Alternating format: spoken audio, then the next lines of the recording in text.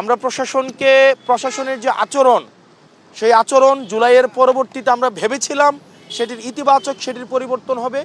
দুঃখজনক বিষয় হচ্ছে তাদের সে আচরণ, যে স্থাবকের যে আচরণ, একটি দলকে যেভাবে আনকন্ডিশনালি যেভাবে সাপোর্ট দিয়ে যাচ্ছে যে আচরণ, সেটি আমাদেরকে আহত করছে।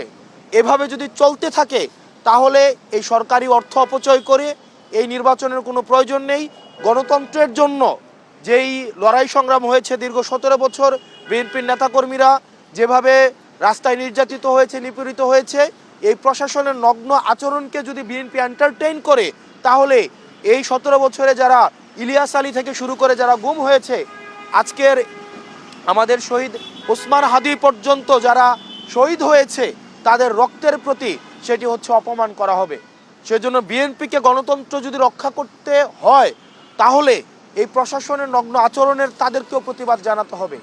আর যদি প্রতিবাদ না জানায় তাহলে জনাব তারেক জিয়া সাহেবকে নির্বাচন কমিশনারের সাথে বসে ওনারা কয়টা আসন চায় সেটি দিয়ে এই জনগণের সাথে কোনো প্রহসন করার আসলে আমি প্রয়োজন বোধ করি না।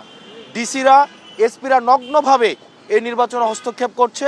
আমরা এই হলফনামা বাছাই থেকে শুরু করে আমাদের আজকে পর্যন্ত আমাদের এই তাদের যেই প্রশাসনের যেই বায়াস যে আচরণ, সেই আচরণ নির্বাচনকে কতটা নিরপেক্ষ করবে সেটিতে আমরা সন্দিহান।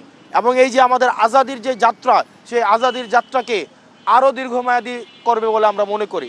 সেজন্য সরকার থেকে শুরু করে নির্বাচন সংশ্লিষ্ট প্রত্যেকটি কর্তৃপক্ষ, ছাত্র জনতা এবং যারা ভোট দিবে তাদেরকে সচেতন হতে হবে। এবং আমরা নিশ্চিত করতে চাই আমাদের রক্ত যাক, আমাদের এই আজাদির সিলসিলা অব্যাহত থাকুক, এবং আমাদের যদি আরও জীবন দিতে হয় আমরা সেটির জন্য প্রস্তুত। কিন্তু আজাদি, চূড়ান্ত আজাদি না হওয়া পর্যন্ত এই আমাদের লড়াই অব্যাহত থাকবে।